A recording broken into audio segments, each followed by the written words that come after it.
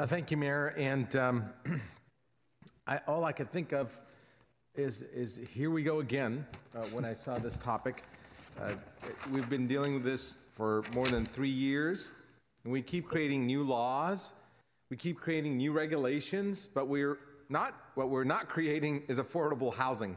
I think our department is tasked to work on everything from rent registry to all kinds of new laws on ways that we can micromanage businesses, and we don't focus as hard on creating new housing. And I'm not going to talk about every single item. I'm probably going to be uncharacteristically silent about most of these items. We're just on 4.3 right now. I know. Okay. I know that today we're addressing many new regulations, but in the last 3 years, I want people to remember what we've already done in the last 2 years. We've taken away banking. We've put tenant protection ordinances in place. We've reduced the amount that owners can increase their rents from 8% to 5%. We've increased the cost of inspections, and we've created new regulations that require them to do rent registry and do a whole mess of legal hurdles just to manage their day-to-day operations. And today, we have $1 billion, yes, $1 billion in taxpayer-approved over a year and a half ago to help with low-income housing, but we still don't have a plan for that or places where we could build low-income housing in place. We have 1,090 units that were approved for low income by this very body here in the city of San Jose that I hope many of them are moving forward, but I wish they were moving forward a whole lot faster so that we can actually house people instead of continuing to regulate.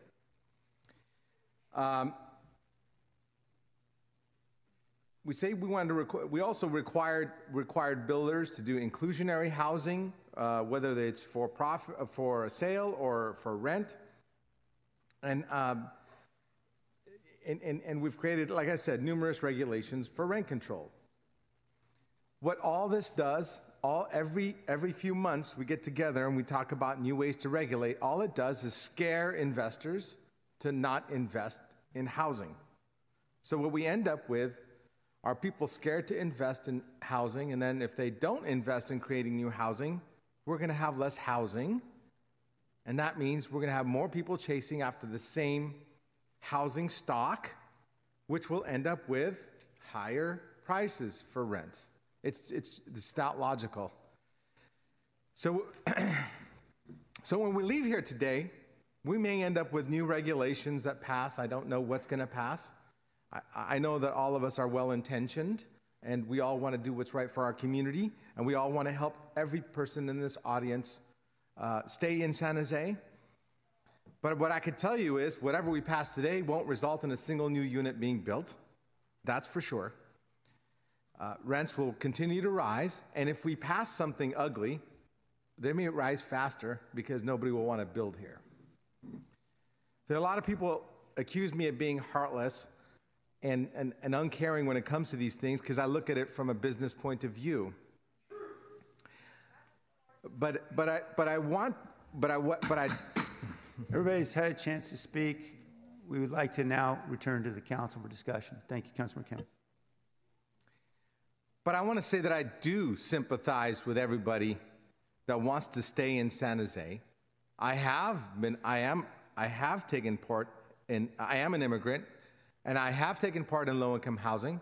I did live at one point in rent-controlled units, and I did get that hand up that I needed. My family did get that hand up that I needed, and I voted for every single new low-income housing project that has been brought to the city council, and I've been asking how much faster can we build them?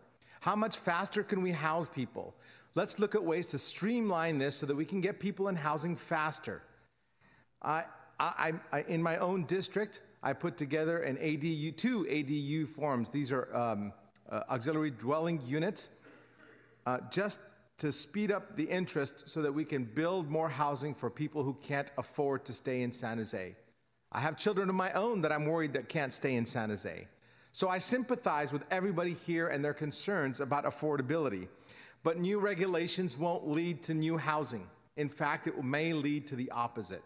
So whatever we end up talking about today, we should talk about supply if we want to solve this problem. Solving this problem, we'll talk about, we'll need more of what the mayor's been talking about, more housing, not more regulation. So I probably am going to be supporting the mayor's memo, especially if he includes some of the caveats that Councilmember Dipp put into place. But I'm just going to leave it at that. I just want us all to have an idea of what we're accomplishing here today. We're not, regardless of what happens today, unfortunately, no people will be housed. None.